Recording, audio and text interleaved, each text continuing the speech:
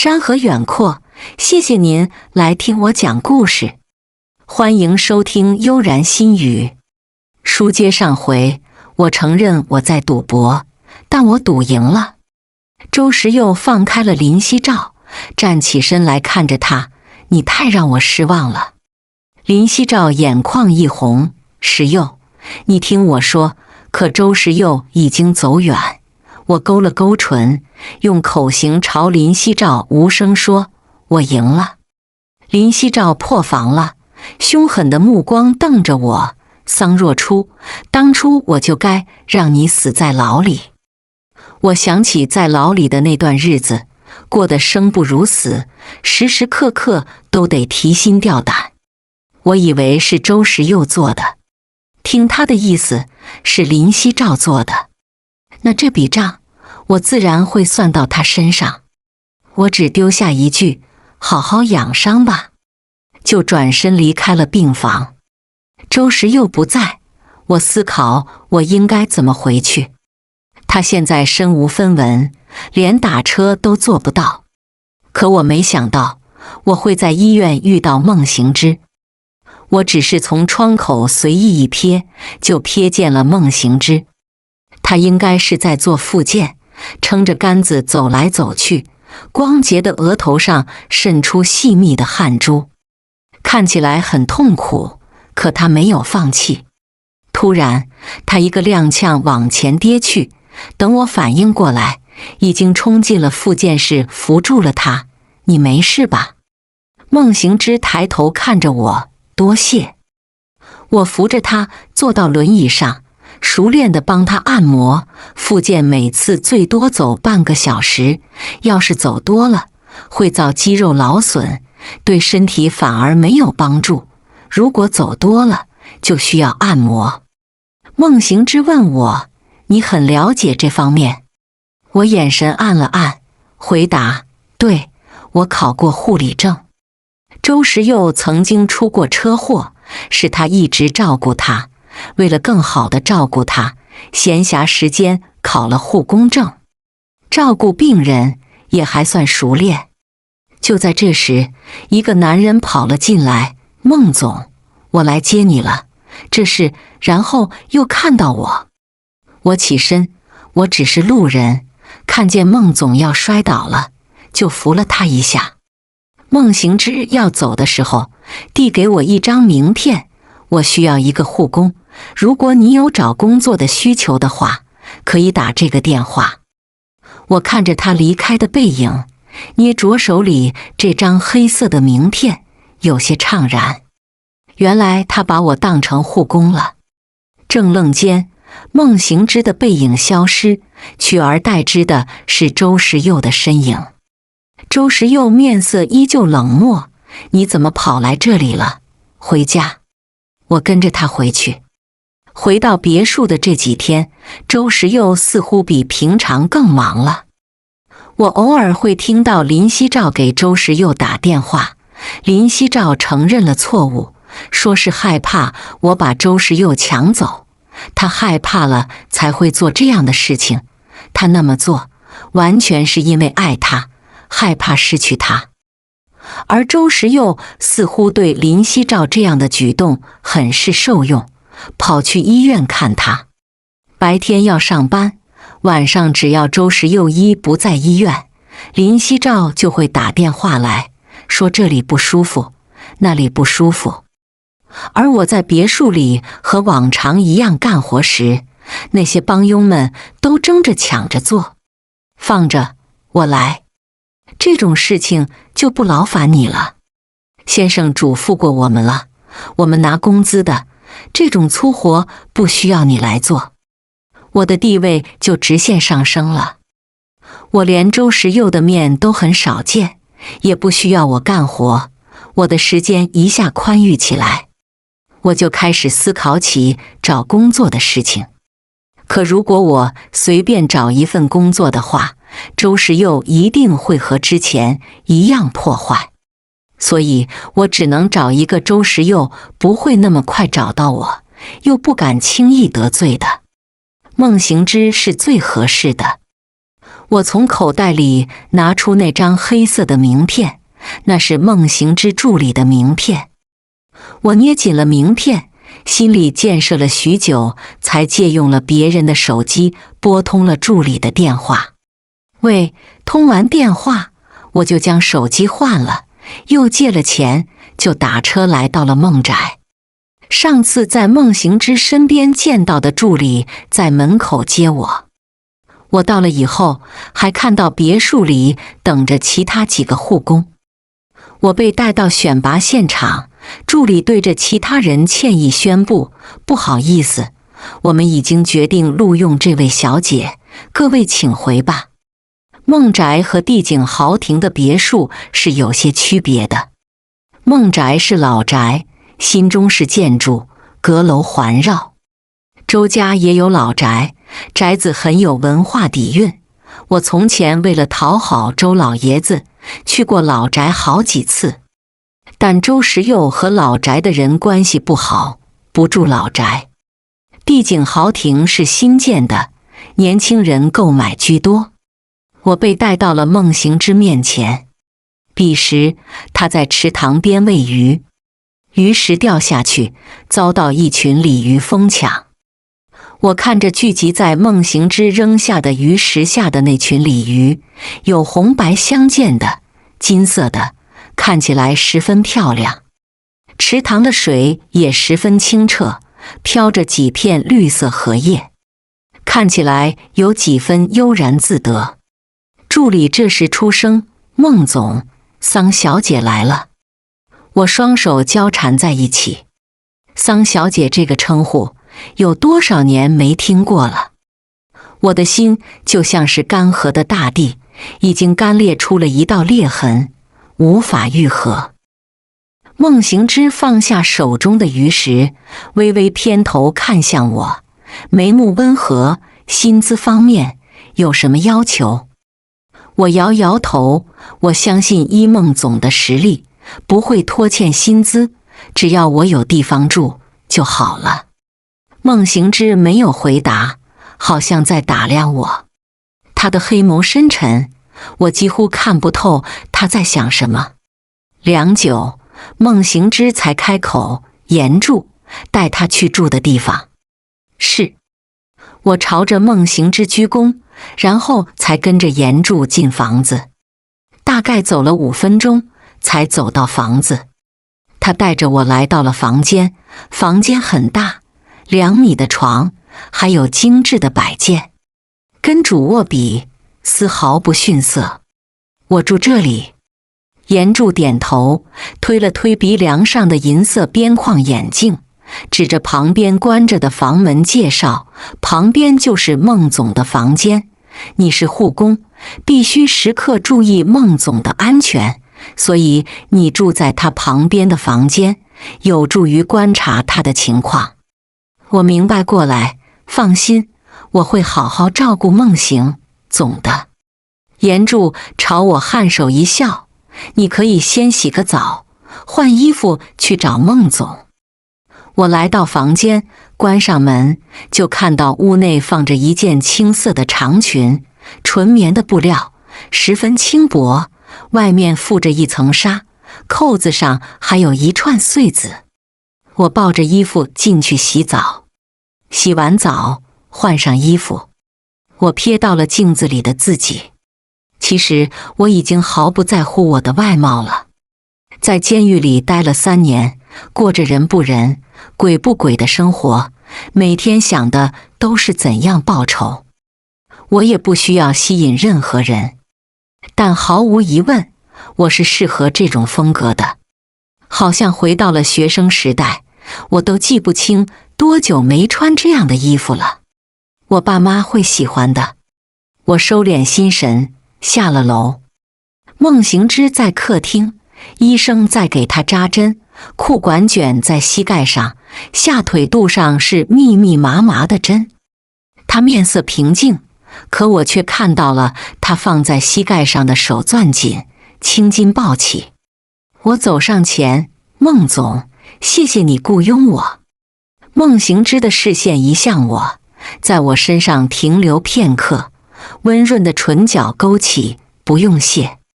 沉默。我又问孟总，我能问一句吗？问。刚才我看到我来的时候，看到你还在应聘其他护工，最终决定录用我，是为什么？孟行之笑了笑，我等了几天，没等到你，还以为你不来了，才找其他护工。但你来了。他后面的话没说，但我觉得应该是我来了，他就不需要其他人了。很快针就被取了下来，我也停止了和孟行之交谈。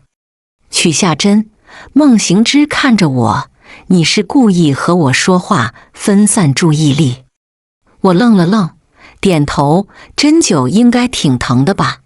我其实还学过一些针灸。孟行之打断，为了男朋友学的。孟总，我有些诧异地看着他。孟行之嘴角的笑容隐去，我该去书房了，推我过去吧。我上前，连忙扶着他上轮椅。扶他的时候，我必须双手从他腋下穿过，看上去就好像抱住他一样。我可以和孟行之同吃，我也熟悉了他的生活习性。孟行之很温和，不会像周时佑那样阴晴不定。他大部分时间都是在书房，还有公司。他去公司的时候，我跟着；他开会的时候，他还会让去自己去逛逛。他的脸上时常带着笑容，可每每看到他因为复健而痛苦时，我都不敢相信，他本该是天之骄子，却变成现在这样，为什么他还能笑得出来？我代入我自己，我是做不到他这样风光霁月的，我只会想摧毁一切。可我和他的关系是雇主和护工，我好奇也不会问。我跟了孟行之1周，而周时佑也没来找我，估计他还满心满眼只有林夕照，都没发现自己走了吧。我从一开始的提心吊胆到现在的放松。这天我又跟着孟行之来到公司，孟行之要开会，跟我说你去下面转转吧，1个小时后再回来。我摸了摸兜里，有些窘迫，我还是在外面等吧。等待是我做的最好的事情了。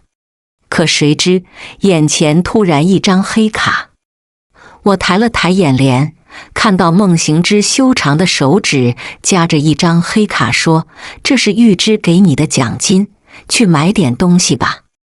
我攥了攥手，在他鼓励的眼神下双手接过，我先推你去会议室。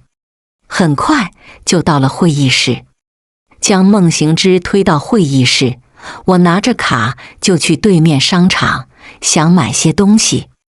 只是没想到刚下了孟氏大楼，就被一群黑衣保镖拦住了去路。我心一紧，想要绕开，却见黑衣保镖让出一条路来，一个熟悉的身影出现，正是周时佑。周时佑身穿黑色衬衣，将他的面容衬得更加冷峻。只听他薄唇轻启，犹如万里冰川，桑若出，胆子大了，竟然敢偷跑。跟我走。我唇边扬起一抹讽刺的笑，我为什么要跟你走？周时佑面色沉下来，周围的温度似乎随着他的面色一起下降。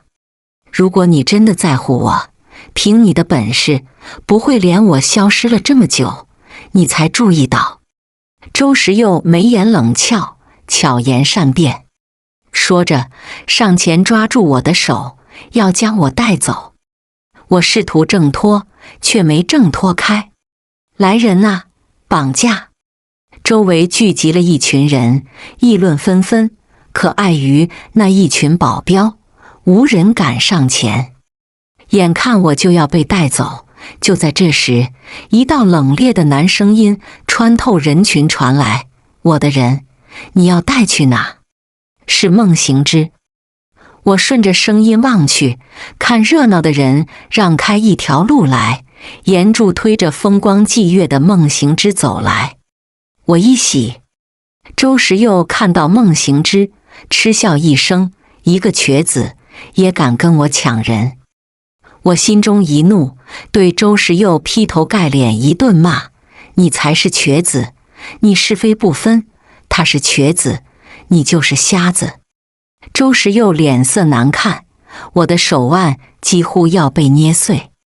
而这时，忽然另一只满是茧子却温润的手握住我的手腕，他竟然站起来了。只是我还没来得及担心，就见孟行之不甘示弱，与周时佑对视，请周总放开我未婚妻。此话一出，不止周时佑，就连我都怔住了。我诧异地看着孟行之，我什么时候成孟行之的未婚妻了？周时佑面色阴沉，如同暴雨前兆，几乎是从牙缝里蹦出：你未婚妻？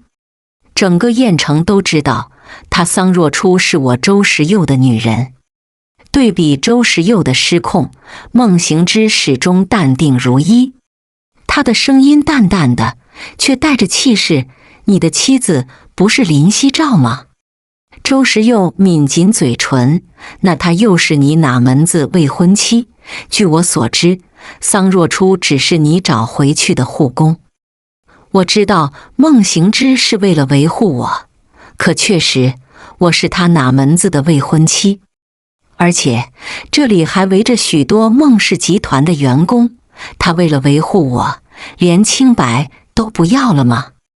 孟行之却淡定地说：桑教授是我的老师，当年桑老师亲口对我说过，要将他的女儿嫁给我。我不知道我父亲是不是说过这样的话，应该不会的。那个时候我还是高中，我爸作为教师最反对早恋。我知道他说的是谎话。孟行之的目光落在周时佑抓着我的手上，语气加重了几分，还请周总放开若初。我怔愣一瞬，看着他，好像从他深沉的眸子中看到了担心，只是很快就消失了，我都怀疑是我自己眼花了。这时，缠绕在我手上的力道逐渐松开，我重获自由，连忙回到孟行之身后。这举动刺痛了周时佑的眼。桑若初，我再给你最后一次机会，跟我走。我看着周时佑，他眼神里写满了威胁。我想起了皎皎的墓碑，如果他用那威胁我怎么办？我心里动摇了。可就在这时，我的手被孟行之握住，温润的掌心将温度传递到我的心口。我回过神来，始终怔怔地望着他。周总，桑教授是我的老师，他去世了，我会替他保护好他的女儿，还有还他清白。我内心颤动，几乎是瞬间，鼻尖就酸涩了，眼眶忍不住红了。周时佑和孟行之视线对上，空气中火花四溅。我拉了拉孟行之，我和他说2句。孟行之退回去。我看着周时佑，周时佑，我不是你的玩物，你有权利不跟你回去。你说会给我一个交代，可你的交代就是林夕照给你认个错，你就又原谅他了。我告诉你，就是我把林夕照推下去的。从前我爱你时，你不信我，现在你娶了她，却不信她，所以我说你眼瞎，没错。周时佑直勾勾看着我，眸色渐深，看不出情绪。他嘴唇动了动，半晌没有发出声音。而他不管怎样，都和我没关系了。我推着孟行之离开。回到办公室，孟行之吩咐助理下去，会议延迟半小时。严柱还贴心地关上了门。偌大的办公室只剩下我和孟行之2个人。从前我一心一意只照顾孟行之，没有任何暧昧，可现在我却有些不自在。孟行之看着我，我低头避开他的视线。我想起了以前的一些记忆。那个时候，我高3的时候，孟行之是我爸的得意门生。我理科方面薄弱，我爸就请了孟行之来给我辅导功课。那个时候，我还没遇到周时佑，我曾经对他还有些心动。我也能确定，他也有些喜欢我。可后来他就消失了，我也和周时佑纠缠在一起。忽然，孟行之开口婚约的事情，我不算胡说八道。阳光透过巨大的玻璃窗倾洒进办公室，寂静无声。我因为孟行之的话，诧异地看着他，不知道该如何回应，遂转移话题。你的腿最近复健不错，多亏了你的精心照顾。他特意加重了后4个字。我眼神闪了闪。孟行之推动着轮椅来到我面前，直视着我，不要转移话题。我对上他的双眸，避无可避。自从再次见面以来，你都一副不认识我的样子，我还以为你已经不记得我了。结果，你张口就说我们有婚约。孟行之抿了抿唇，眉宇染上一抹忧愁。怎么会？我一直记得你。我攥紧手，有些无地自容。我现在声名狼藉，外面都在传我爱周时佑成狂，不满他另娶他人，持刀闯入他们的婚礼，蓄意杀人。我捂着自己的肚子，哭得泣不成声。我自己知道，我是为了我的角角和我的父母报仇。可用小孩子的骨髓去救白月光，这种事情，周时佑怎么可能让他宣扬出去？所以最后都成了我的错。我正觉得低落之际，忽然孟行之拉住了我的手。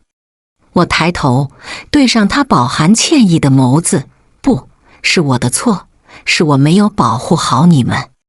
当年我出了车祸，被送去了国外，是我醒得太晚，醒来的时候，老师和师母都死了，你也进了监狱。如果我在，一定不会让你还有老师落到这个境地。他说的情真意切，说到最后竟然红了眼眶。我忍不住回想起当初的场景来，咬紧下唇，眼泪忍住流下来。孟行之温柔地抬手替我拭去泪珠，可我的眼泪还是忍不住像断了线的珠子往下掉。他的好让我有些不知所措，他还是和从前一样，而我早已经千疮百孔，哪怕只是一点点温柔，似乎都能像甘霖一样流进我干涸开裂的心脏。不知道哭了多久，我缓和过来，呆呆地抱着自己蜷曲在沙发上。孟行之抬起手腕，看了看手腕上戴着的百达翡丽，时间到了，推我去开会。我起身，深吸一口气，推着他去开会。和往常一样，我推着他到会议室，我就要走了。毕竟是人家公司机密，我一个外人不能听。可刚把轮椅停好，要出去就被他抓住手，在这旁听。我一愣，就看到那些高管们好奇地看着我的眼神。我不好打扰他们开会，只能在一边旁听。他们开会的内容是展厅设计，设计部和宣传部都在争要怎样设计，争论不休，最终也没定下来。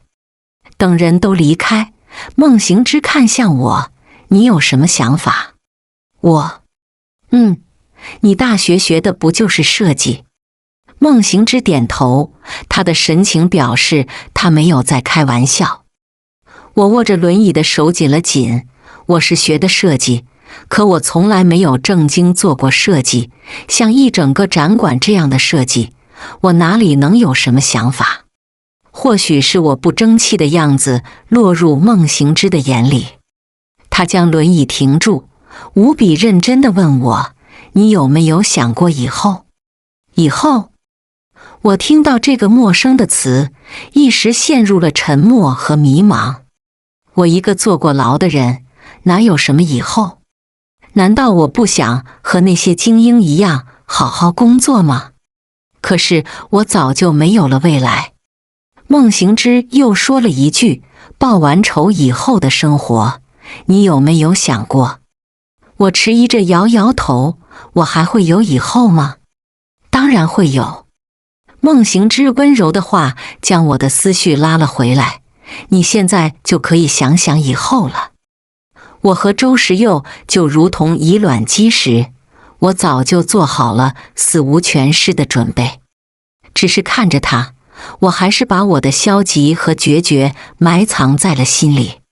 随后孟行之又提出：“对了，你带我去祭拜师父和师母吧。”我正好也3年没去祭拜父母了，孟行之提出这样的要求正合我意。从公司出来，我就和孟行之来到了墓园。这不是什么好墓园，就连看守人都疏忽职守。父母的墓碑已经沾满灰尘，就连上面的遗照都有些看不清了。我抿了抿唇，当时我那么狼狈，只能给他们找这样的目的。我没去看孟行之的表情，用衣袖擦了擦父母墓碑上的照片，替2人点上香，随后跪在我妈墓碑前：“爸妈，女儿不孝，时隔3才来祭拜你们。我今天还带了孟行之来祭拜你们。”孟行之上前祭拜我爸妈，他语气依旧温润，但温润里带着几分沉重：“老师、师母，我会代替您照顾好若初的。你一直说我爸要你照顾我，为什么？”当着我爸的面，我问了出来。孟行之拿出了手机，递给我说：“我昏迷期间，老师给我发来的消息。”我看着屏幕上的内容，是我爸发的，那口吻，那语气，字里行间我都能看到我爸的影子。与其说是消息，不如说是遗书。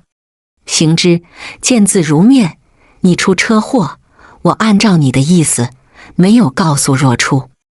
我这一生从不后悔，但我现在后悔了。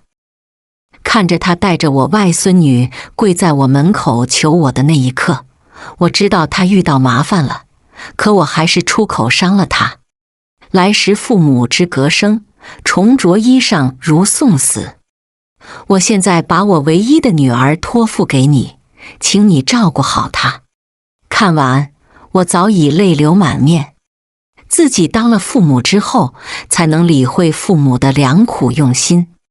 一时之间，我的心脏被涌上来到感动、自责、愧疚淹没，我崩溃了。爸，我痛呼。在我险些晕倒的时候，孟行之扶住了我。我趴在他的膝头，哭了好久好久。风吹拂着我的脸颊，带来一片寂静，也仿佛吹走了我的泪痕。我又来到旁边，旁边是角角的墓碑，一张黑白照片，5岁的稚嫩容颜刺痛了我的眼。孟行之，这是我女儿和她的弟弟，他叫角角。我回头看着孟行之介绍的时候，嘴角勾起一抹笑，可随即又淹没下去。我肚子里的孩子还没来得及出来看一眼这个世界，我就被林夕照推下楼掉了。他害我的理由竟然是他等不了那么久。我红着眼眶，只觉得可笑。孟行之抿唇，没有说话。我实在是太压抑了，什么都说周时佑为了救林夕照，让我才5岁的角角死在手术台上，为了林夕照害死我父母，还有我才2个月大的孩子，我眼底露出怨恨，所以我要报仇。我情绪外露，丝毫不掩饰。谁料孟行之附和我：好，你有什么计划可以告诉我，我会帮你。我诧异地望着他，他似乎看出了我心里的想法，视线扫向墓碑，目露冷光，不只是为你，也是为了桑教授和师母一个清白。我第一次从孟行之脸上看到这样的表情。我忽然想起了在明月会所见到他时听到的别人的议论，说他以雷霆手段掌控了孟氏。我在周时佑失势时跟在他身边，知道集团之争的残酷和不容易。周时佑费了多少功夫，我又费了多少功夫，每一步都不容易。孟行之能掌握整个集团，手段不低，温和的外表只不过是他的一层伪装罢了。可我还是选择了拒绝，我不能连累他。但孟行之也没有强行追问。从墓地离开后，我认真思考我以后的生活。所以孟行之之前说给我预支奖金，我知道要买些什么了。我买了话剧和颜料，要先从艺术视角培养自己。如果我真的能回归正常人的生活，我希望我能成为一名设计师，就像我当初选择这个专业的梦想一样。我在窗边画画，孟行之在一旁办公。我的话剧摆在孟行之的书房，这是他主动提议的，说这里风景最好。他没说错，整个孟宅就像是一个古色古香的园林，而这里的景色假山绿水，亭阁环绕，画得很不错。孟行之的声音传来，我循声望去，不知道什么时候，孟行之已经推着轮椅来到了我身边，目光落在我的画布上。我看着我初步成型的画，有些不好意思，已经很久没画了。慢慢来。孟行之眉眼柔和，温柔的话语仿佛带着振奋人心的力量。我心里涌出一股自信，可没想到我的手机忽然响了起来。我的手机还是那个旧手机，是周时佑。周时佑打电话给我干什么？我犹豫一会，还是接起，但那边传来的确是林夕照的声音。若初，我为我之前的所作所为抱歉，你回来好不好？林夕照的声音也很温柔，可和孟行之相比，他的温柔里藏着刀子。我不知道他叫我回去有什么目的，但我知道他这话绝不是真心的。我冷声说，让我回去，你有什么好处？林夕照的声音变了，我不管你对石佑耍了什么手段，让他心里惦记你，你只有回来，他才不会再惦记你，所以你必须回来。难道你要你女儿死后不得安宁吗？威胁我？你忘了你有什么把柄在我手上吗？我目光冷沉，不再和他说话，挂断电话。然后就对上孟行之清澈的黑眸，他如同汪泉般的清澈黑眸里，倒映着我充满戾气的身影。我咬紧了下唇，这就是现在的我，你害怕了吗？之前我好说歹说要孟行之放弃婚约，可他就是不同意。我看过我爸发给他的短信，并没有提及婚约，只是让他照顾我而已。如果只是照顾，他已经做到了，给了我栖身之所，让我找回我的事业心，从周时佑手下庇护我。他做得很好。可谁知孟行之笑着摇摇头，笃定地说，不会，喜欢一个人就是接受那个人的全部。我心底一颤，几乎不敢相信我耳朵听到的。你说什么？孟行之丝毫没有知觉将我一潭死水的心搅乱，眸中深情，无论你变成什么样子，我都依旧喜欢你。我迟疑开口，你是在表白吗？之前不说，是怕吓到你。他说的坦荡，我心乱如麻。你知道我说的林夕照的把柄是什么吗？是他儿子，今年才8岁，我恨不得让他的儿子经历和角角一样的命运。我很坏。孟行之始终淡笑，未曾露出丝毫嫌弃的神情。我的心越来乱，我还有2个孩子，给别人当过情人，我还坐过牢，我将我的缺点都说了出来。任何一个正常人都不会看上我这样的女人。孟行之蹙起了眉头，满脸不悦。我看到他这样的神情，心里莫名有些失落。他应该也是嫌弃我的，能打消这个念头最好。可谁知孟行之冷声开口，不用这样贬低自己。若初，你很好，先苦后甜，你以后会过得很好。没想到孟行之第一次对我冷脸，是因为这个原因。沉默在房间内蔓延开来。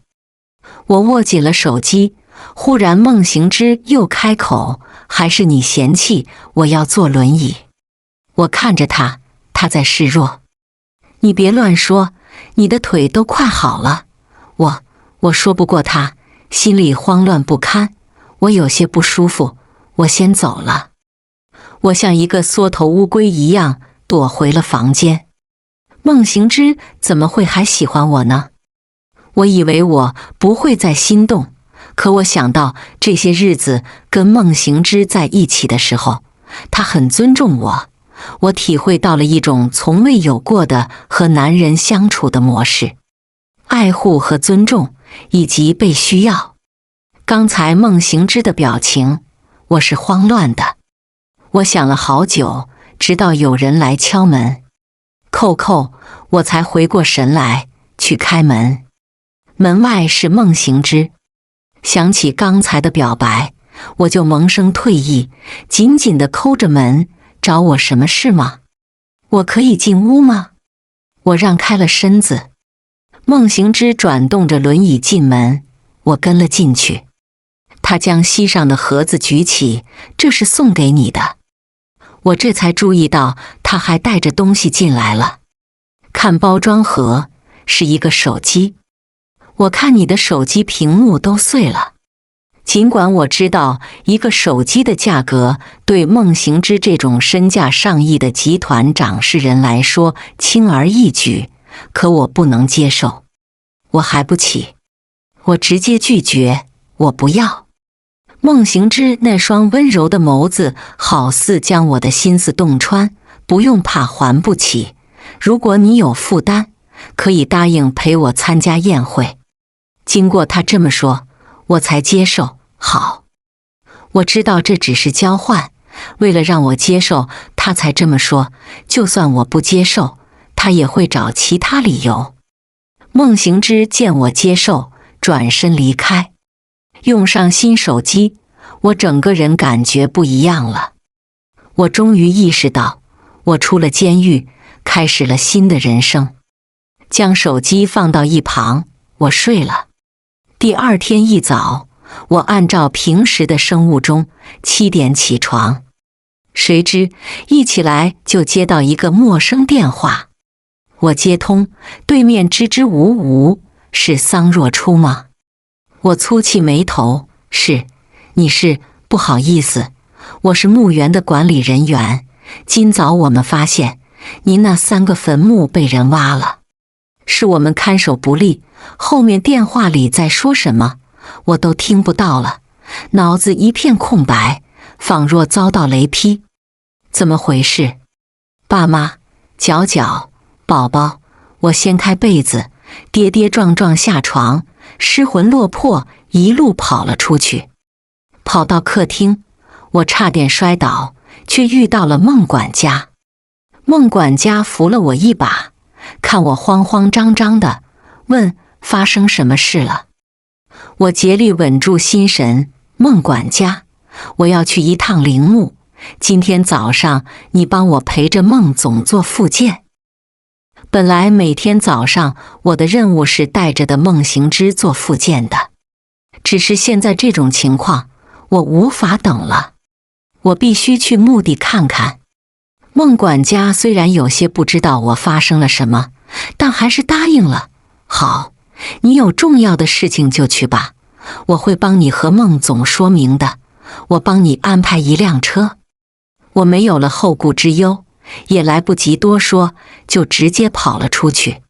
还是孟管家忽然喊住我：若初，换衣服。我才看到自己身上还穿着睡衣，我又跑回去匆匆换了衣服，才坐车去墓园。到了墓园，我直奔陵园，就看到墓园里那空空的盒子，3个墓碑全空了。我好像被累劈了一样，痴痴地站在那里。随即一股戾气从我心底涌起，难道我连自己的亲人尸骨都保护不了吗？我跌坐在地上，崩溃大哭。桑小姐，抱歉，是我们看守不力，如果你要赔偿我的话，我打断，站起身，赤红着眼看着他，赔偿？不管多少钱，都赔偿不了我。我只要你们把我的爸妈，还有我孩子的骨灰找回来，那是我的全部。我揪住工作人员的衣领，工作人员吓得脸色煞白。我的头发没有绑起来，披散在肩头，风一吹，随风飞舞。再加上我此刻癫狂的状态，看起来就像一个可怕的女鬼。就在这时，孟行之来了。若初，你冷静点。他标志性温柔的话语一下就沁入我的耳朵，就好像一缕春风，让我冷静下来。我不问他怎么来了，但我却本能地信任他，呆呆开口：孟行之，爸妈的骨灰还有角角的骨灰都没了。孟行之温柔地安抚了我，会找回来的。随后看向工作人员：有监控吗？终于来了一个正常人。墓园工作人员忙不迭点头：有，24小时监控都是开着的。我眼前一亮，就像是看到了希望。期间，孟行之一直牵着我的手，温度在彼此掌心传递，我只觉得安心。等到了保安室，我直冲监控。工作人员调出了昨天晚上的监控画面，我眼也不眨一下地盯着监控画面。一开始，墓园里静悄悄的，等了几分钟，快进到了12点，才有4个男人悄悄地走进了墓园。目标明确，将我父母的骨灰带走。我只觉得浑身冰冷，就是这些人，就是他们。孟行之将监控要了过来，给了助理，去把这4个人找出来。工作人员说：桑小姐，这些小贼就算偷东西，也忽偷值钱的东西，或者偷遗骸去配冥婚，可他们几个目标明确，似乎是针对你。我一怔，想到了林夕照对我说过的话，他好狠，竟然真的这么做了。那我也不会对他客气。我红着眼，咬牙切齿，是林夕照，我一定要他付出代价。我的状态堪称半痴半狂。孟行之有些担心：若初，我的人很快就能找到那些人，等找到了，我们就报警，一定能把骨灰拿回来。我只能希望于此。我看向他，紧紧抓住他的手，祈求地看着他：孟行之，我想要你帮我一个忙。孟行之回握我的手：我会帮你。孟行之的人找人很快，只用了2个小时，他就接到了电话：孟总，人找到了。孟行之，报警吧。作为报案人，我被带去了警局录口供。去警局录口供是孟行之陪我去的。我录口供时说，幕后指使者是林夕照，主要是警方这边根据我的口供去查了这几个小贼，发现他们的账户上确实有一笔来历不明的资金。信了我的话，就把林夕照带来问话了。只是林夕照有周氏幼保，自然没事。得知林夕照没事，我和孟行之在警局的停车场。孟行之望着我，失望吗？我嘴角扯起一抹笑，对这个结果我早就知道了。孟总，我让你准备的，你准备好了吗？孟行之点头，表示已经准备好了，只是还是有些不确定地问：你真的要这样做？我眼底闪过一抹冰冷的光，我确定。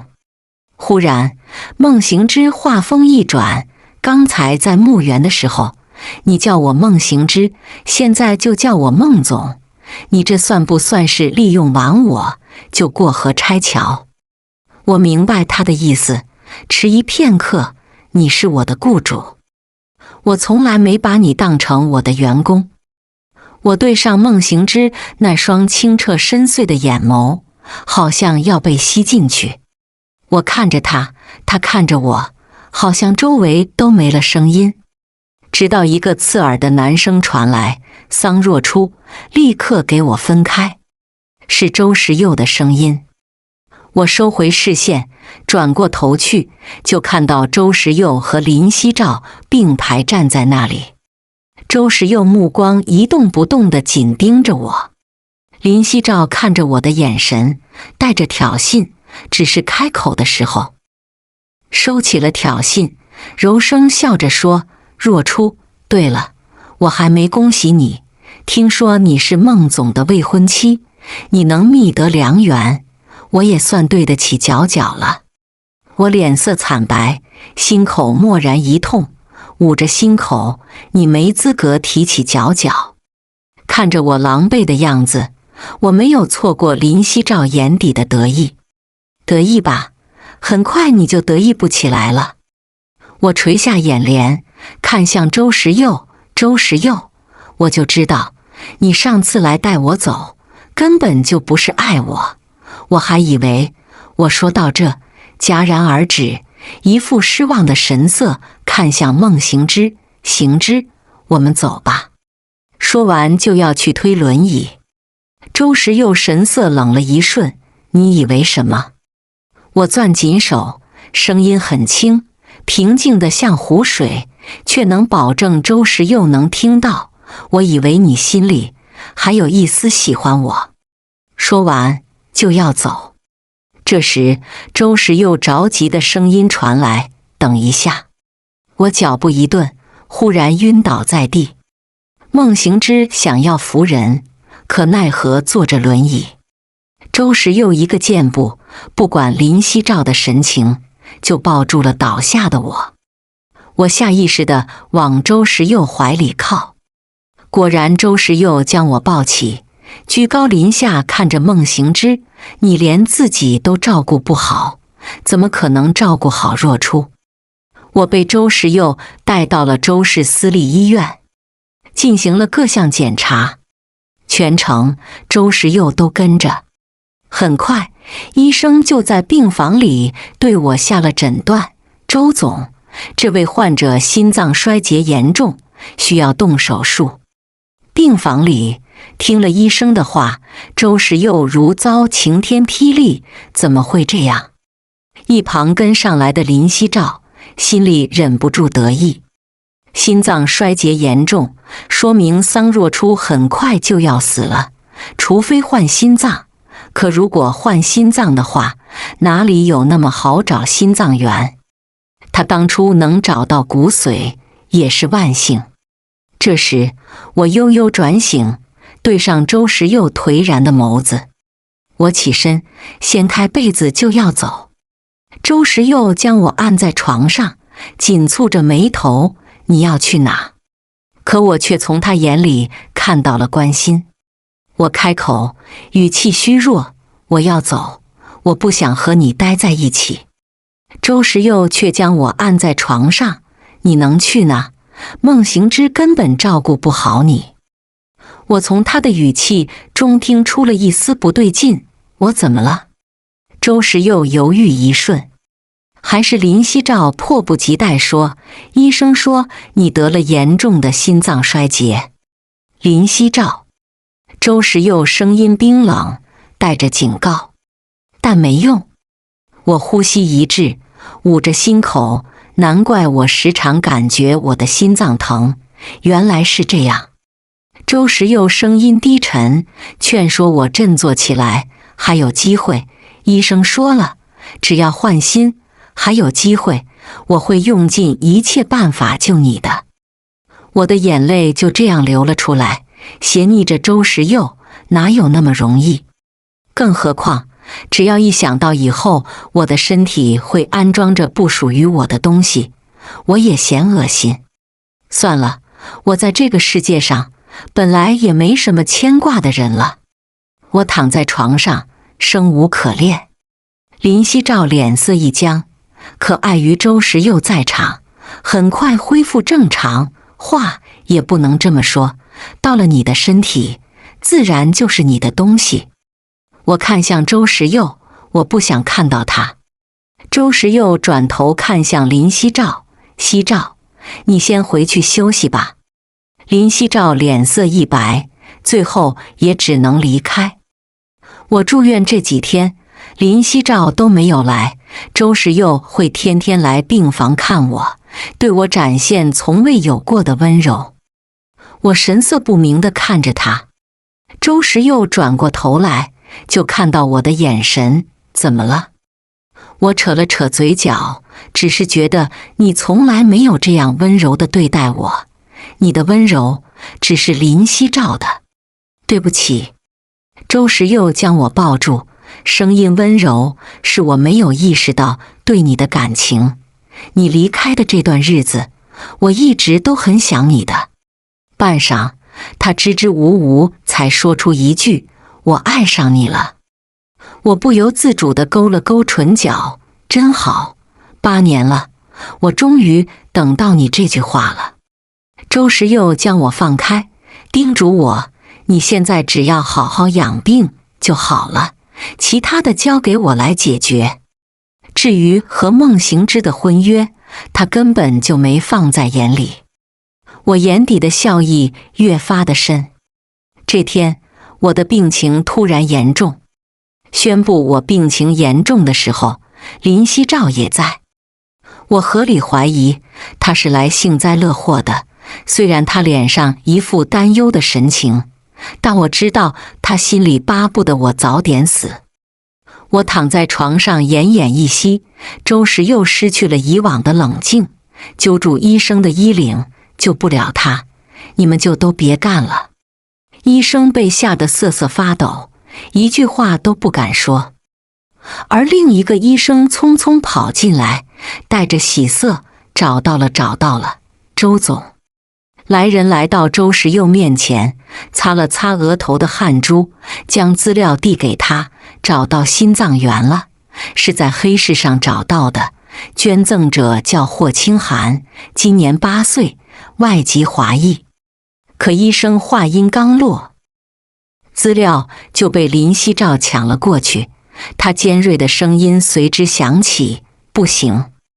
周时佑冷冷看着突然出声的林夕照，为什么？林夕照慌张地看着周时佑，这是我儿子，他的资料为什么会出现在那种地方？周时佑抿了抿唇，似乎动摇了。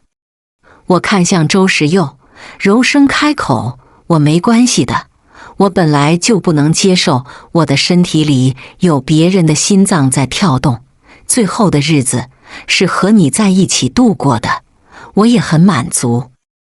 我看周时佑的眼神变得柔情似水，这样子就和当初林夕照推脱的样子一模一样。周时佑心里的柔情都要溢出来了，不行，你必须要动手术。随后又冷声问医生还有没有其他的捐赠者。医生似乎也意识到了现在的情况，这个医生就是3年就在这里工作的，虽然和血液科不是同一个科室，但当年我和周时佑以及林夕照3人的纠葛，他也吃过瓜。现在情况完全反转了。他低下头，再度擦了额头的汗，小心翼翼回答：没有。我打量着周时佑的神色，他的神色在医生回答没有的那一刻就闪过了一抹暗光。我跟了他5年，我很了解他，他一个眼神我就知道他在想什么，他这个眼神是心中做了决定。我了解周时佑，林夕照同样也了解他。只见林夕照突然将这份资料撕碎，温和外表再也维持不住。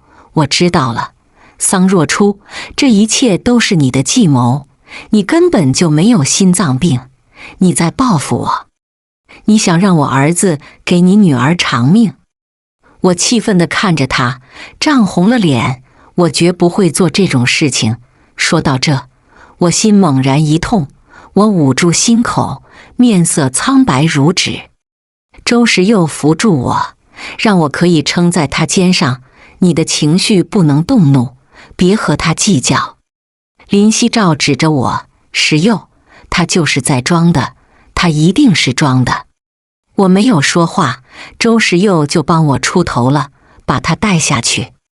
林夕照还想闹，却被医生带了出去。屋内一片安静，我靠在周时佑肩头，低声说：不怪林夕照觉得我是装的。周时佑没有说话。我有气无力继续说：如果换成我也会觉得是装的，怎么会偏偏就匹配上林夕照的儿子？再加上我和他之间的恩怨，我苦笑。周时佑沉声说：他的儿子能和你匹配上一点也不奇怪，毕竟咱们的女儿也能和他匹配上，这是缘分。我会让他儿子给捐心脏，就当他还你的。我听他提起咱们的女儿，几个字不由鼻尖一酸。接下来的几天，周时佑就在忙着找人，我在医院住着，也挺舒心。这天，我正在和孟行之打电话，林夕照就突然冲了进来，双眸赤红，恨不得吃了我。桑若初，你到底有没有心脏病？我靠坐在床上，悠闲地欣赏着他的表情，心中感叹，这神情和我当初真是一模一样啊。林夕照看我不说话，神色更加阴沉，抓住我，你现在跟我去检验，我要拆穿你。我反手抓住他的手，捏得他一点反抗的余地都没有，一点也不像一个病人。你别拖我，你一拖我就情绪激动，可能需要更快动手术，你儿子会死得更快。我这些日子扶着孟行之做复健，我的力气也变大了。再加上林夕照本来就养尊处优，身体柔弱，连挣扎都挣扎不开。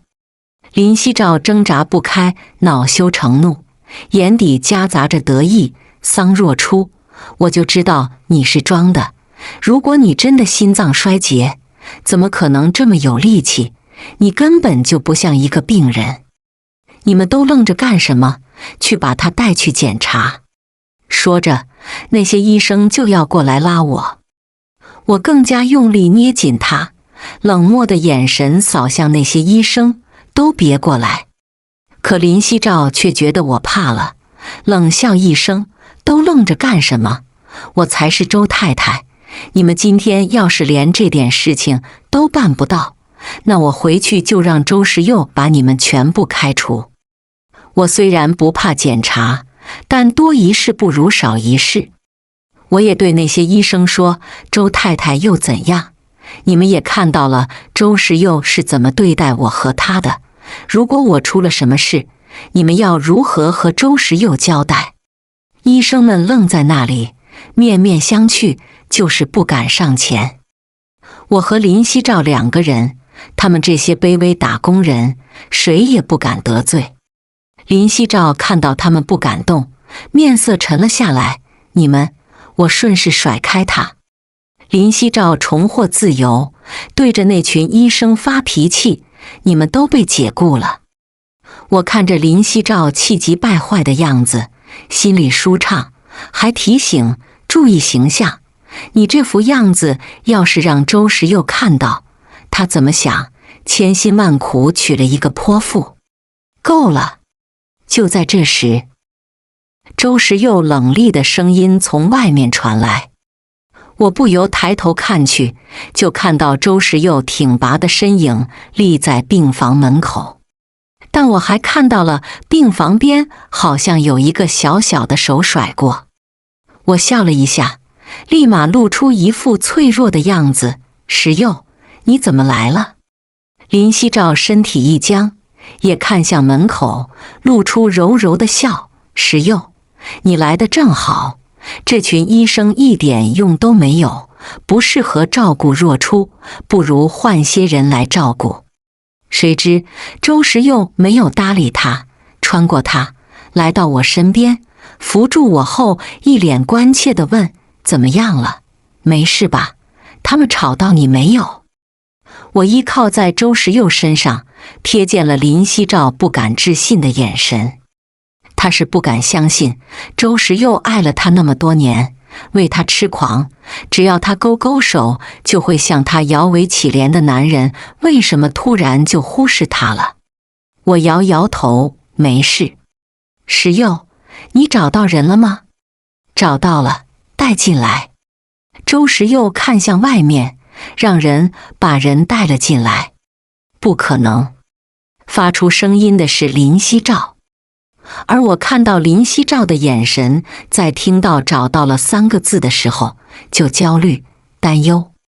我们的视线都聚集在门外，就见保镖带着8岁的霍清寒走了进来。我打量着他，8岁的孩子，身量修长，看起来有1.5米了，模样清秀，不难看出长大后又能迷倒万千少女。霍清寒一进来，他就直接冲向了林夕照：“妈！”林夕照看起来很着急了：“你为什么不跟着爸爸？为什么出来了？”这个叔叔说：“带我来找你。”“妈妈，为什么你好久没来看我和爸爸了？”孩子的话最是天真无邪。林夕照制止了他，然后祈求地看着周时佑：“时佑，你相信我，放清寒回去吧，桑若初是在装病。”我虚弱地说：“这种事情我曾经经历，我当然知道你的感受，所以你才希望我是装病，可谁会诅咒自己？”林夕照：“桑若初。”可话还没说完，就被周时佑冷声打断：“你猜我是在哪找到你儿子的？”此话一出，林夕照眼底闪过一抹心虚。我一早就感觉到了周时佑自从进来就心情不好，浑身散发着冷意。这时看林夕照心虚的表情，我心里有了底。不等林夕照说话，周时佑继续说：“我是在雁城找到他们父子的，就在我眼皮子底下。”林夕照浑身瑟缩一下，面色苍白，向周时佑靠近，抓住他的手想要辩解：“时佑，我们别当着桑若初的面说，我可以解释啊！”却见周时佑根本不听，直接用力将他甩开：“林夕照，你说你和你丈夫离婚，你当初嫁人是逼不得已，你到底哪句是真话？”林夕照被摔在地上，但她不愧是周时佑的白月光，就连摔倒都那么的美，梨花带雨地看着周时佑：“我真的没有。如果换成任何一个男人，看到他这副柔美的样子，都该什么都原谅他了。可惜周时佑不是普通男人。我这时出声：林夕照，原来你是重婚。林夕照的注意力集中在我身上，忘记了伪装，气愤地指着我：是不是你？你本来就知道，你告诉石佑的，你想上位当周太太。我看着林夕照向我袭来，柔弱地躲进周时佑的怀里。石佑，我害怕。周时佑一把推开他，吩咐医生尽快安排手术。林夕照听到这句话，被气晕了。周时佑还不管，只吩咐了一句，让保镖把他带下去。林夕照醒来的时候，就奋力冲到了急诊室。此时我一副完手术的样子，而旁边的病床上，林夕照的儿子毫无声息地躺在那里，身子盖着白布，露出来的脸色苍白，眼睛紧紧闭着。林夕照跌跌撞撞冲到霍清寒身边，颤抖着伸出2根手指去探他的鼻息，确认后一副悲痛的模样。我对他说：节哀。林夕照红着眼看着我：桑若初，你好狠的心，我的儿子，他才8岁，你明知道他还那么小，怎么可能承受这样的手术？没有了心脏，他要怎么活？是你害死了他，世界上那么多心脏，你为什么就是非我儿子不可？我听着他的声嘶力竭，眼底闪过一丝伤感。呵，原来你也知道。林夕照一愣。我从手术台上下来，一脸诧异，应该是在诧异为什么这么快就能下手术台了吧？我一步步走向他，目光发红，声音平静：你知道一个小孩子根本不能承受这样的手术，知道他唯一的出路就是死在手术台上，可你却还是要我的脚脚给你捐骨髓，你就是故意要他的命。林夕照眼底闪过一丝恐惧，可还是理直气壮：我是故意的，又怎么样？他的爸爸根本就不爱他，妈妈也保护不了他，这样的人生，活着又有什么意思？可我不同，有人期待我活着。从一开始我回来，就是因为知道周皎皎的骨髓能和我匹配上，知道她是周时佑的女儿，我就知道只要我随便耍手段，就能让她心甘情愿把孩子给我。可没想到你怀孕了，我等不了那么久，我的家人在国外，所以我只能动手除掉你肚子里的孩子。他的话一字一句如同戳入我的肺管子。我抬头看着2楼观察室站在阴影里的周时佑。周时佑，你都听到了，你心爱的女人是怎么害的你？从林夕照进来开始，我就看到周时佑站在那里了，但我一直没说，请他看了这场戏。林夕照从听到我的话开始，脸色就越发的苍白难看。他抬头看到了2楼观察的周时佑，半晌，周时佑走了下来，来到2人面前。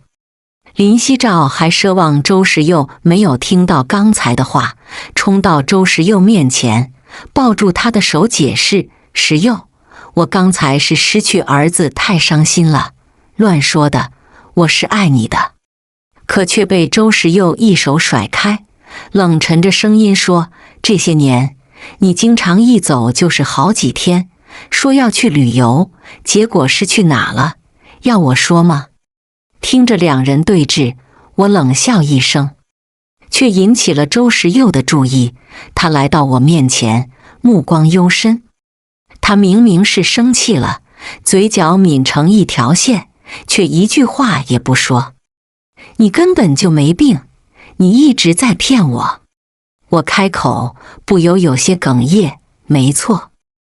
我的视线落在他身后的林夕照身上，笑着说：他是一个好老师，我学得很好，对吗？周时佑抓住我的手，一脸悲愤：你怎么能骗我？因为你又蠢又贱，你就没想过我是装的吗？我为什么忽然就会回到你身边？我看着周时佑悲伤的神色，心中嗤笑。你没有，因为你对自己自负，觉得我非你不可，觉得我不可能爱上其他人，觉得我就一定会回到你身边。你错了。周时佑垂眸黯然，声音低哑，不，你是爱我，否则你怎么会花这么多功夫来骗我？你那么恨我，怎么可能忍受待在我身边？他似乎自己劝服了自己，看着我，情真意切。若初，既然已经一命换一命，让我们重新开始，我们还和从前一样，孩子还会有的。孩子是我的逆鳞。我心口一痛，用力嘶吼，面色涨红。周时佑，你这辈子都不配有自己的孩子。周时佑面色惨白，林夕照也惨笑起来。周时佑，你这个狠心薄情的男人，要了我儿子的命，你也别想有孩子。在我们没有注意的时候，林夕照突然抄起一把手术刀，就朝着我刺来。桑若初，为我儿子偿命吧。他面目狰狞，我眼睁睁看着他握着手术刀向我刺来，还没来得及躲，周时佑就挡在我面前，那刀扎进了他的手，刀子划破皮肉的声音。我看到了周时佑手臂上的鲜血，愣住了。林夕照见没伤了我，还要再动手，可这时手术室的门忽然打开。别动！手术室已经被身穿藏蓝色制服，肩上带着银色五角星的男人们包围了，以孟行之为首。孟行之来到我面前，将我和周时佑分开，担忧地问：没事吧？我摇摇头，抿唇一笑，没事。林夕照被以故意伤人抓了起来，他反过来告我：警官，我要告桑若初杀了我儿子，你们快抓他。我深吸一口气，可惜我没有真的心脏衰竭，不能要了你儿子的命。他只是打了麻醉药，等药效过了就会醒，但是你的儿子从今以后就会有一个坐过牢的妈妈。林夕照，你也去牢里尝尝坐牢的滋味吧。林夕照狼狈地被带走，看着他被带走，我心里积压已久的郁气消散了不少。孟行之扶住我的肩膀，也要带我走。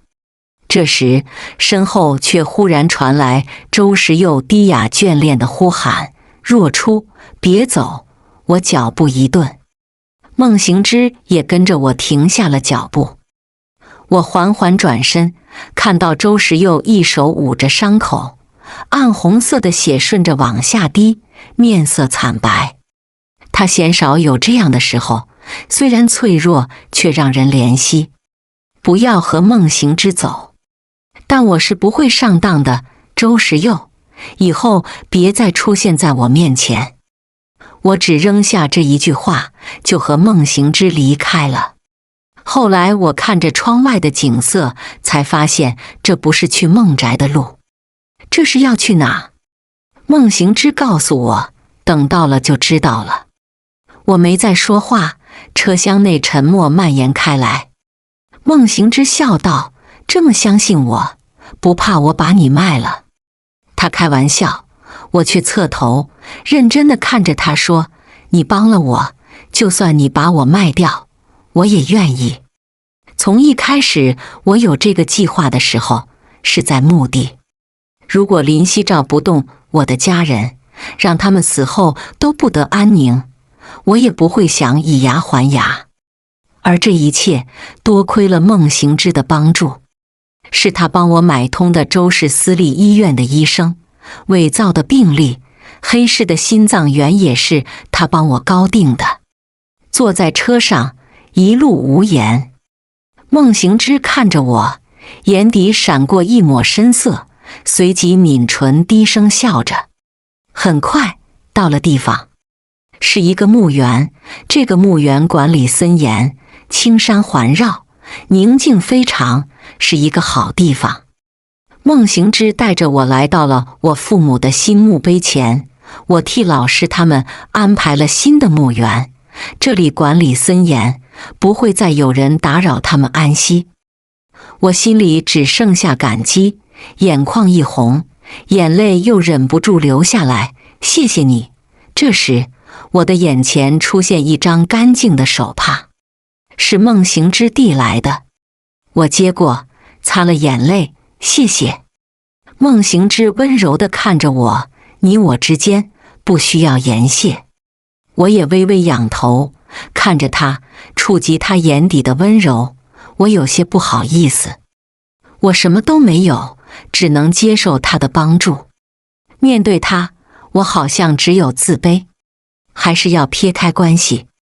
我抿唇，下定决心，早晚有一天，这墓碑的钱我会还给你的。孟行之眸色渐深，眼底写满了心疼。若初，你和以前真的不一样了。我知道你经历的事情让你变得自卑，但我从来不会觉得你不配。我心一紧，怕他接下来要再次说到感情的问题。如果是这样的话，他一定会拒绝。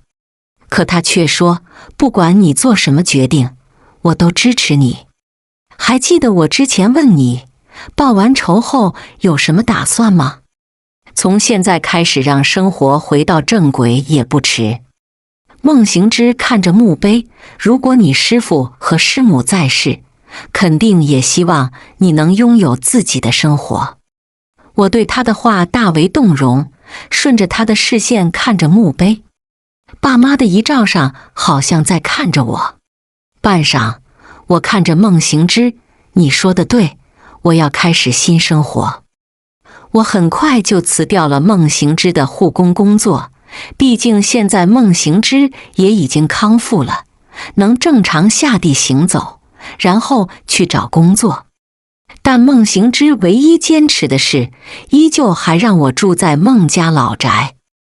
我向燕城很多设计工作室都投了简历，但都没有消息。我把画架摆在池塘，把孟宅的一部分结构画下来，还有设计。可意志消沉，连画画都有些心不在焉。孟行之从公司回来，看到我，走了过来，怎么了？心不在焉的。你回来了。我笑了笑，放下画笔，唇角抿成一条线。我投了简历，还没有回应。别灰心，或许很快就有回应了。我又问，你们公司的回应一般是多久？孟行之做思考状，一般1天，大型招聘人会多的话，1到3天左右。我大大叹了一口气，本来已经不抱希望，谁知孟行之话音刚落，我放在一旁的电脑就响了起来。叮当，是邮件的声音。我转头去看，不由将邮件里的内容念了出来。感谢您的简历，您的简历非常符合我们公司的需求，请于明天下午2点前来面试。我高兴地看向孟行之，由于太过高兴，一下就抱住了他。太好了，终于有面试了。我就说，总有人懂得欣赏你。直到孟行之温润的声音从我耳畔传来，我才意识到自己做了什么。我身子一僵，连忙松开他，整了整衣服。对不起，我太高兴了。孟行之，既然是好事，那是不是应该庆祝一下？我点头，但保守估计，还是决定延后。等我面试通过后，我亲自下厨谢谢你，多谢你的支持，我才能重新振作。那我期待。我和他相视一笑。接下来我就有动力了，催促孟行之离开，然后打算把这幅图画完。第二天，我就按照约定去面试了。孟行之安排了一辆车送我，可我却收到了周时佑的消息，我受伤了。你这么狠心，都不来看我一眼吗？这几天我想了很多，过去是我有许多地方做错了，原谅我。来看看我吧。周时佑从一开始的谴责到后面的卑微恳求，我却只觉得厌恶。他不会觉得我依旧可以忘记他曾经做的一切，原谅他，对他有一丝怜悯吧。我直接把他的号码拉黑，然后心里就舒畅了。我来到了我准备面试的公司星洲建筑。这是一个小公司，规模并不大，但我看过星洲建筑做过好几个出名项目，也就是说，虽然看起来不大，但绝对是一个有实力的公司。前台一见到我就对我很热情，您就是桑若初小姐吧？你比照片上更漂亮，请跟我来。他带我去了老板办公室。我路过大办公室的时候扫了一眼，看得出这里的氛围很好，同事之间相处的也很好，其乐融融。我心里的恐惧少了一大半。老板，新面试的员工到了。前台小姐的声音传来，我才回过神来，进入了办公室，见到了老板。老板是一个帅气的年轻男性，皮肤白皙，栗色的头发卷曲着，看起来很有少年感。我看到的时候都惊呆了。老板坐在椅子上，指了指对面的位置，示意我坐下。我坐下了。自我介绍一下，我叫顾星洲，是星洲建筑的创始人。他简单问了几个问题，就问我，你中间有几年的空白？一毕业到现在都没工作吗？面对这个问题，我早有准备，实话实说，因为之前要带孩子，所以我没有工作。那你现在出来工作，是孩子大了？我竭力压抑着自己想要哭的冲动，他们死了。顾星洲连忙道歉，对不起。论如何一句话让人后悔出生在这个世界上，他真该死啊！由于太过抱歉，顾星洲将简历交给我，恭喜你，你被录取了。我被录取的莫名其妙，但我怎么会看不出他是因为愧疚？我刚想说点什么，他好像就看穿了我的心思。你别误会，其实我看了你的简历和你发过来的作品，你的学历绝对是合格的，而且你对美的欣赏和我一样，很有追求。我们做这一行的最重要的是什么？对美的欣赏的眼光，而且最重要的一点，你见识多。我的心松了一口气，但还有一件事是必须告诉他的，我还坐过3年牢，因为什么？故意伤人。顾星洲听完，丧丧地问，那你还会伤人吗？不会，我保证。得到我保证，顾星洲站起来，朝我伸出手，好，你被录取了，合作愉快。合作愉快。一切谈妥，我明天就可以上班了。只是没想到一离开，我就在楼下看到一辆熟悉的车停在那里。劳斯莱斯，我出狱那天，周时佑也是开着它来接我的。我脸色一变，就当没看到，直接上了我来时的车。孟叔，快开车。我以为只要我不搭理他，周时佑就不会跟着我，可谁知我一看后视镜，那辆车就一直不近不远地跟在我后面。我攥紧了手，面色冷沉。直到到了孟宅，我想他也进不来。我按照约定，被录取就亲自下厨感谢孟行之。我当初为了让周时佑回来吃饭，专门报了班学过厨艺的，大概我在厨艺上很有天赋，比起5星级大厨也不差什么。回到家的时候是4点，2个小时，孟行之回来，时间刚刚好。我做了一顿丰盛的菜，摆满了桌子。孟行之回来的时候，看到我端着菜上桌，这是你亲自做的？我笑着点头。孟行之，看来是找到工作了。对呀。孟行之将外衣脱下，然后来到餐桌旁坐好，看了眼桌上的菜，都是我爱吃的。我看着他，眼底一脸坦荡，平时饭桌上我看你喜欢吃这些。我们吃了很愉快的一餐。次日，我正式开始上班，偶尔上班路上，我都能看到周世佑的车跟在后面，但他没有上来打扰我，我就当没看到，专心工作。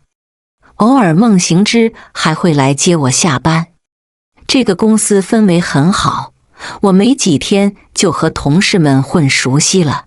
顾兴洲一开始就把重要的项目扔给我做，我也没有推辞，试试自己的能力如何。我刚开始确实有些吃力，但同事肯帮忙。我晚上加班到12点，但最终还是漂亮的完成了。我信心大增。转眼时间过去了1个月。这天，顾兴洲宣布，各位，接下来周氏有一个项目，所有设计公司都在竞标，我们也争取试试。我一愣，周氏的项目？顾兴洲说，我需要一个助手。我的同事们拼命举手，唯独我在一旁没有反应。我还听到他们议论，周氏的总裁听说长得可帅了，我们说不定有机会去看看。见我没参与的意思，还问我，若初，你不想去周氏见周氏总裁吗？我淡淡摇头，没有。可话音刚落，顾兴洲就指了我，决定了，桑若初，就是你。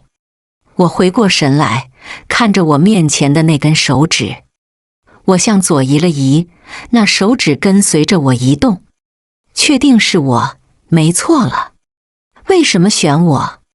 因为你最卷，万一项目有什么需要加班的地方，都交给你。顾兴洲给出的理由让人服气，就连其他同事也不觉得这是一件好事了。大家都是有能力的，想看帅哥的心比不上他们想下班的心。我犹豫，顾老板，要不你换一个人，我怕你带我，这合作可能谈不成。谁知顾兴洲却根本不在乎能不能成，我们公司的宗旨就是佛性，虽然能做到这个小有名气的规模不是我的本意，但谁让我的能力不允许我佛系，一不小心就突出了，但能不能成，不用在意。不等我反驳，就快速溜走了。好，就这么愉快地决定了。我只能安慰自己，周氏的项目数不胜数，其实不一定会遇见周世佑的。3天后，我和顾兴洲就带着方案去周氏了。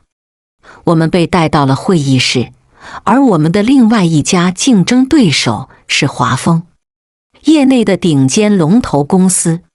我们先到，华丰的人后到，但我没想到竟然会看到熟悉的人。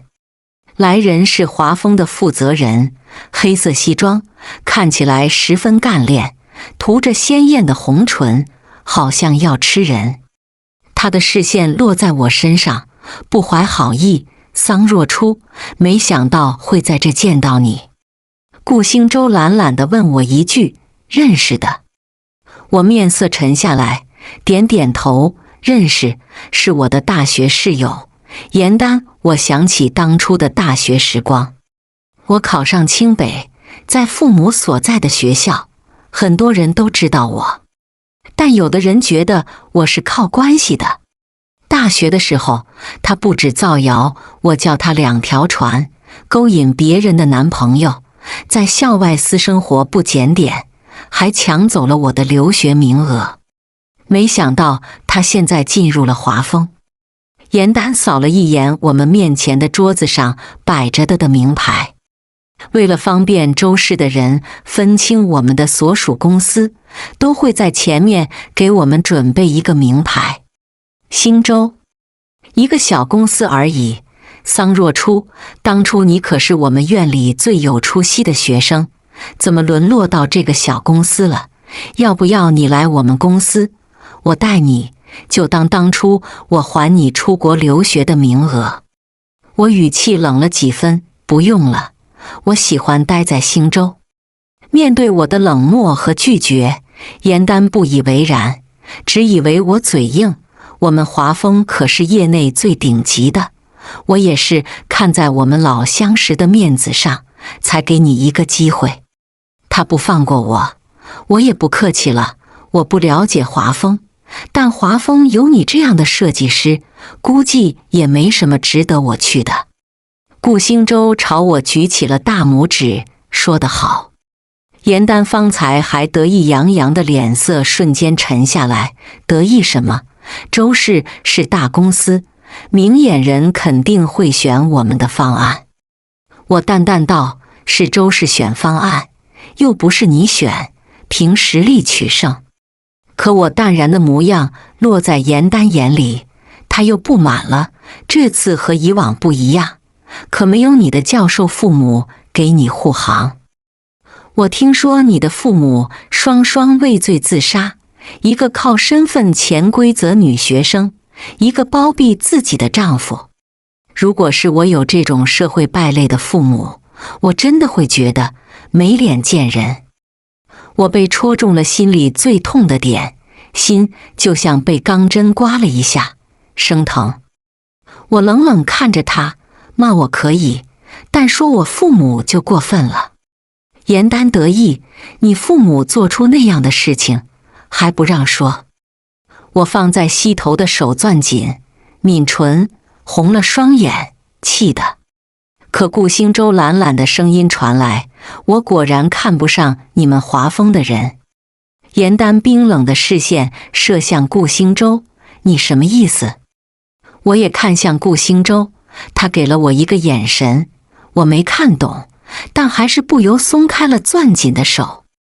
只听顾星洲撑着脑袋懒懒地对严丹说，不过人家就拿别人的父母来攻击别人，就算我的员工的父母真的做了什么不耻的事，也比不上你恶毒。我心底一暖。而严丹一个人说不过我们2个，被气得半死，最后只能狠狠瞪我一眼。桑若初，你勾引人的本事还真够厉害的，让男人给你冲锋陷阵。不过就算你会勾引男人，不代表你就有本事。周氏的项目我们势在必得。话音刚落，会议室的门就开了。我和大家一起看过去，只见为首的男人西装革履，面容冷峻，浑身透着孤傲，在助理和员工的簇拥下光芒夺目。不是周时佑是谁？周时佑的目光从我身上扫过，我心一紧，几乎是一瞬间就明白了周氏项目从外面找装修公司的目的。我的腿几乎已经迈出了椅子，可我知道我现在要是直接离开，别人看起来会觉得奇怪，硬生生压制住了想走的冲动。周时佑在主位上落座，因为椅子是转的，他一坐下就转向了我这边。我低着头不去看他。严丹积极地要将方案递给周时佑，露出一个自以为干练得体的笑容。周总，我是华丰的，只是话还没说完，就被周时佑打断。刚才你在里面说了些什么？能不能再重复一遍？包括我在场的所有人都对周时佑的话一头雾水。严丹重复，周总，我想向您介绍一下我设计的方案。不用了。周时佑斩钉截铁，直接拒绝。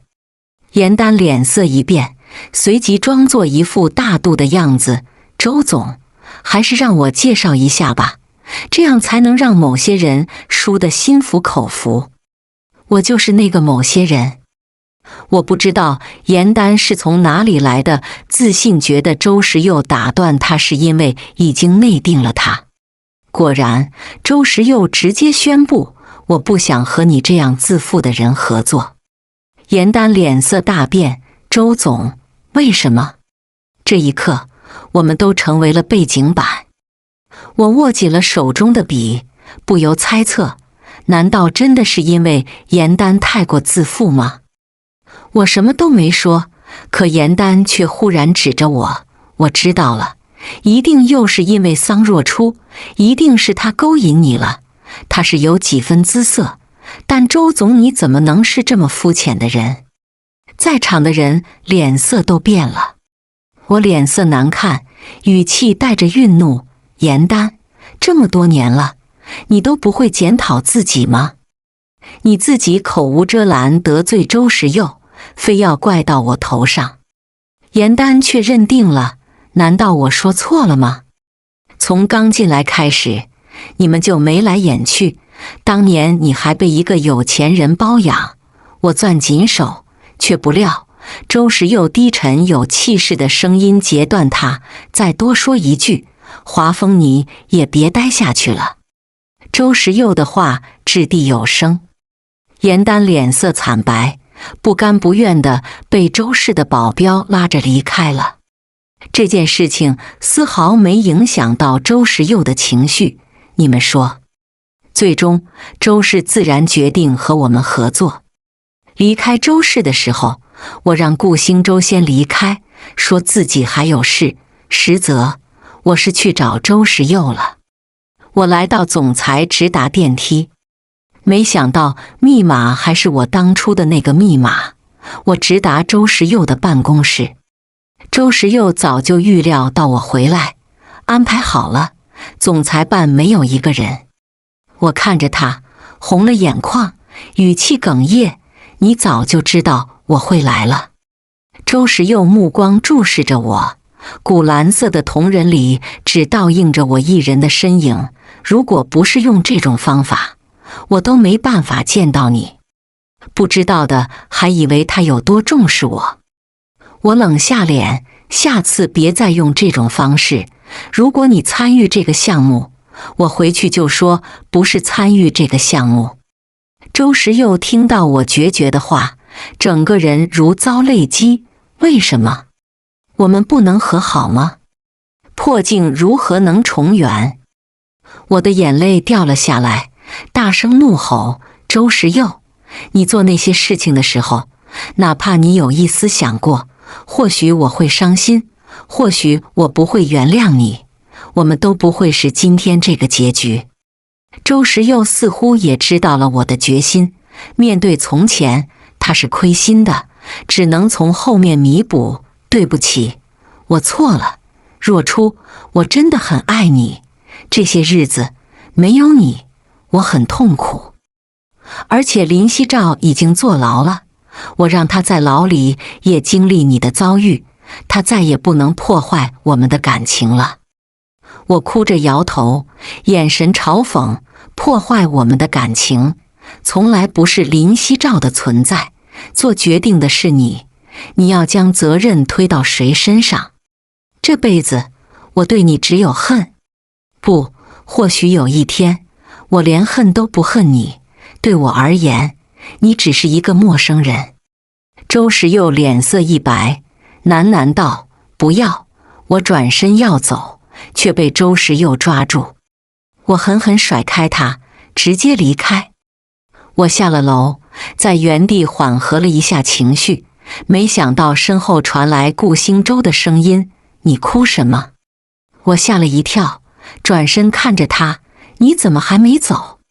等你走了，我才想起你没开车，这里离我们公司还挺远。我是不是给你报销打车费的？顾兴洲问：“你和周总认识？”我平静地看着他说：“我不是说我坐过牢吗？我想杀的人是他，我一刀戳进了他的左胸膛。如果不是他的心脏长在右边，他早已经死了。”我冷血杀手般的发言，把顾兴洲吓了一跳。我看他被吓的样子，扑哧笑了出来。行了，走吧。开车回到公司，谁知我在楼下看到孟行之的车。我从顾兴洲车上下来，就去找孟行之。你怎么在这里？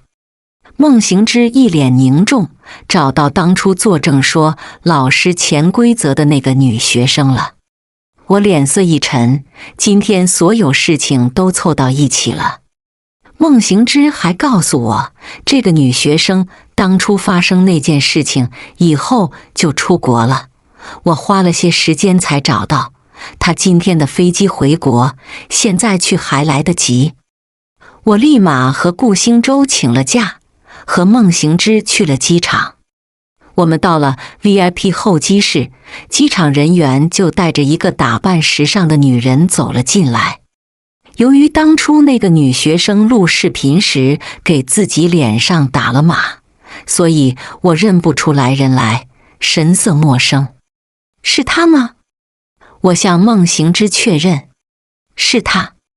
得到孟行之的回答，我再也忍不住，冲上前揪住她。当初你为什么要污蔑我父亲？女生一脸惊慌，你谁呀？谁污蔑你父亲了？你可别乱说话，你这个疯子！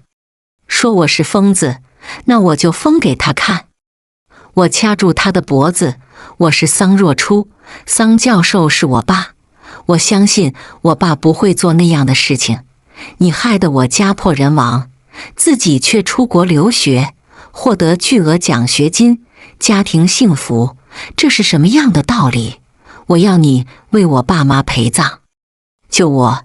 女生艰难地向一旁的人伸手求救，可没人愿意伸出援手。终于觉得快要死的时候，她招了，是有人指使我的，不关我的事。我这才放开她。她跌坐在地，眼泪不断横流。当初那个人指使我冤枉桑教授，说会通知我澄清，可千算万算没想到桑教授会自杀，这也不是我愿意看到的。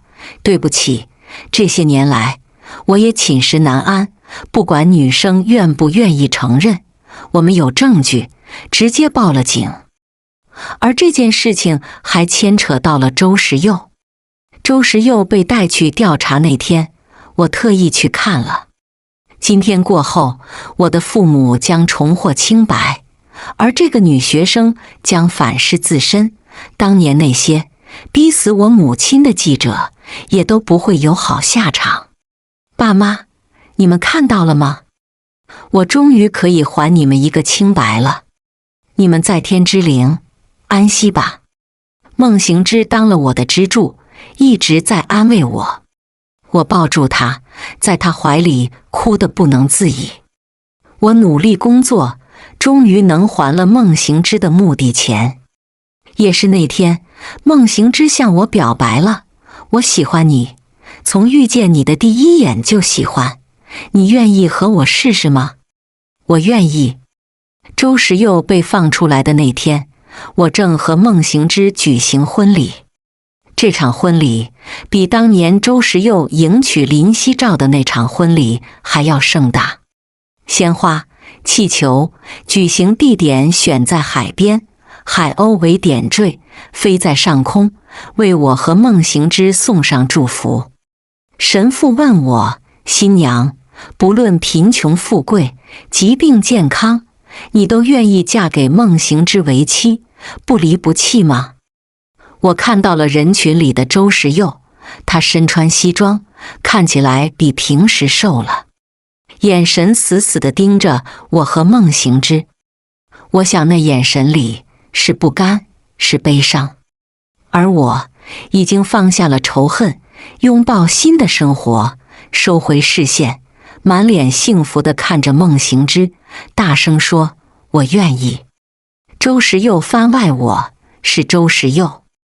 我没想到我会被带去警局接受调查，我也没想过桑若初一直在等着报复我。当年我只是想把角角找回来，用了点手段，没想到造成了这样无法挽回的结果，也是我和他之间无法修复的裂痕。一步错，步步错。等我出来的时候，听到他结婚，我匆匆赶到现场。我也不知道是要来阻止，还是想亲眼再看他一眼。可当我看到他脸上幸福的笑容的时候，我才终于打消了抢婚的念头。我也恍然意识到，自从和我在一起，我已经许久没有看到他这样的笑容了。我意识到了我的错误，可我将永失所爱，这是我的惩罚。全剧终。